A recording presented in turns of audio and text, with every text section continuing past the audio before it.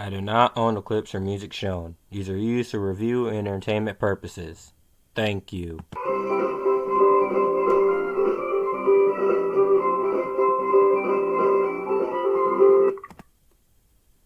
Hi, Joe. You got another movie for me today? Why, yes, Jerry, I do. The Amazing Spider-Man is a reboot that came too early at the time. After old Tobey Maguire had his share of 3 movies, and we meddled with the director's project. Surely that'll never happen again. And we had this movie starring Andrew Garfield, Emma Stone, and Dennis Leary. And you know who Spider-Man is. And he fought the Lizard in this one. And now we have a sequel. So our film starts with a flashback of Peter's parents. Wasn't that the beginning of the first film? Yes, but it's a little different this time, you see. There, we also show a scene where they're a plane, and the plane crashes, and it's where they die. So then we cut to Spider-Man flying in the air. Like he's diving. We don't know where he's jumping from, like he's above the city.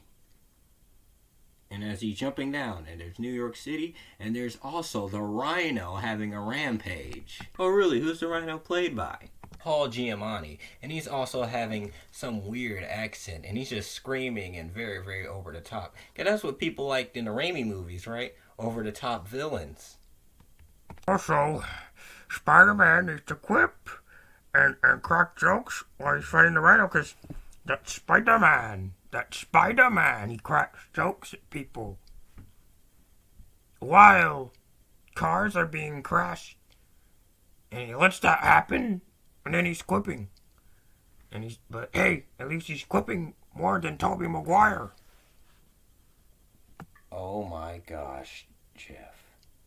That is a fantastic idea. And just in the middle of that, there's Gwen Stacy at a graduation, and she's making an entire speech talking about moving on and life and stuff like that. And she may not live a full life. And Peter Parker, he goes to the graduation, and there's also him seeing visions of Dennis Leary, and he remembers that he made a promise to Captain Stacy that he cannot be near Gwen when he's being Spider-Man, because, you know, she could die, which she totally will not later on happen in the movie. At the same time, who could resist staying around Emma Stone? And then they break up for a little bit, and Spider-Man, he's also staring at her on top of rooftops and stuff like that. And there's also Electro, played by Jamie Foxx. As you can see, he is Spider-Man's best, and he's Spider-Man's biggest fan. And check notes, he becomes evil later on and hates him.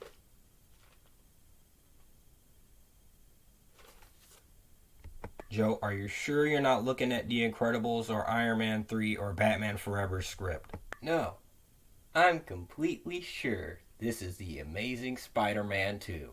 Also, some sort of loud dubstep music is playing in the background when Spider-Man and Electro are fighting.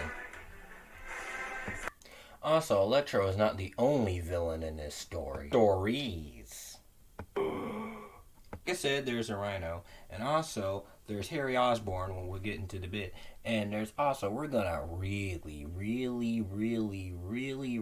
hint the Sinister Six. Like, we're gonna like empathize on how much we want to build a Spider-Man cinematic universe, and because we're building an entire cinematic universe around Spider-Man, because, you know, the Marvel Cinematic Universe is very popular. Couldn't he just join the MCU? No, because Spider-Man will never join the MCU. Oh, and then there's also Harry Osborn, as he visits Norman Osborn, and he's played by that guy that was in the Muppets movie, and he's about to die because he's dying of a disease. And he is saying that you get the disease at your age, at Harry's age. So yes, he is a 50, 60-something-year-old man just now dying when he got into disease at 20 some years old. Oh, so Harry will be fine. He won't die until he's like 50, 60 or something years old. Or, no siree. He has to see Spider-Man to get his blood for him to stay alive. He's like, right now, like he's very, very, very, very serious about it. Like he asks Peter. So Peter and Harry just met. Oh no, they're always friends since kids. So in Amazing Spider-Man 1, when Peter was going to the Oscorp building, he did not once think about his friend Harry. You know, Oscorp, which is run by his dad. He did not once say anything about his friend since childhood. No, he did not. So then he wants to get Spider-Man's blood. And Spider-Man says no because Harry could die. He already dying? Do you want him to be the Green Goblin or not? Okay. Also, we still have this side plot with Peter and his parents and him trying to find the secrets and everything. And like they really try to make it interesting, and he also goes into like a tunnel, like he goes into a train or a bus or whatever, and he finds a computer and coins in a calculator, and he sees his father's message about the technology and the spiders and stuff. And also, Peter was destined to be Spider-Man. He wanted Peter to go to the tunnel and find out about his message and everything.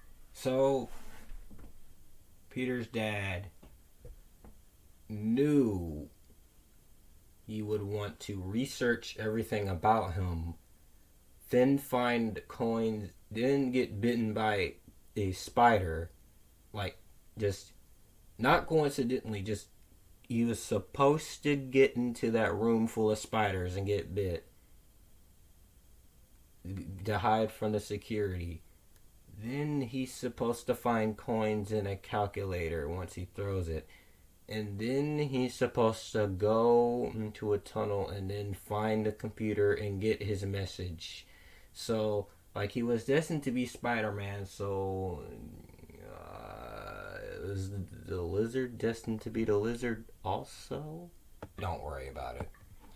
Oh, and also, then Harry sees Electro, because, you know, they're the bad guys. And then they team up to find and kill Spider-Man. Yeah, and Harry becomes the Green Goblin. What is this Green Goblin design? I think it looks like this. Can we go back to the Power Rangers looking costume? So then I said they would team up, right? Well, Electro and Green Goblin fight Spider-Man separately. They don't work together. You just said that they're going to work together. And Gwen Stacy gets in the middle of the battle and says that she can fight her own battles and stuff, and she wants to help Spider-Man, and she does help Spider-Man in taking out Electro. So Gwen Stacy will be fine. She totally won't die. And also, Spider-Man literally murders Electro. That's our hero.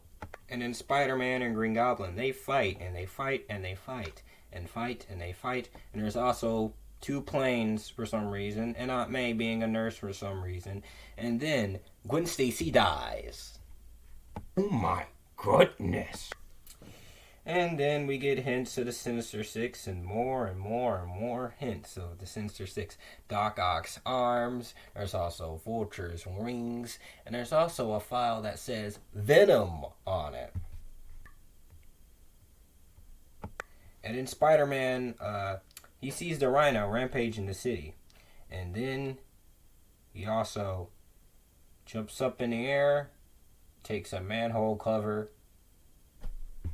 4 mutant turtles won't be disturbed by it. In slow motion, there's an explosion as Spider-Man charges at the Rhino, and then the movie ends. So, what do you think? It's absolutely fantastic. Fans will love all of the fan service and everything. They'll all love it.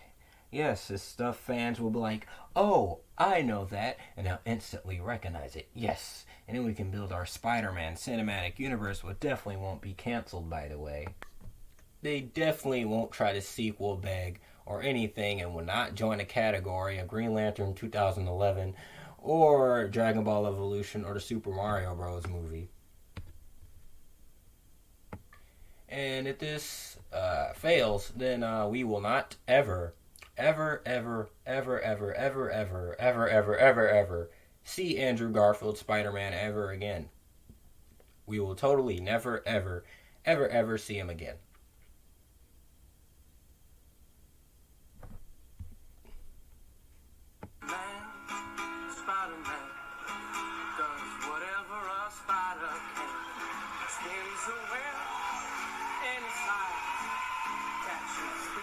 Just like flies, hey there.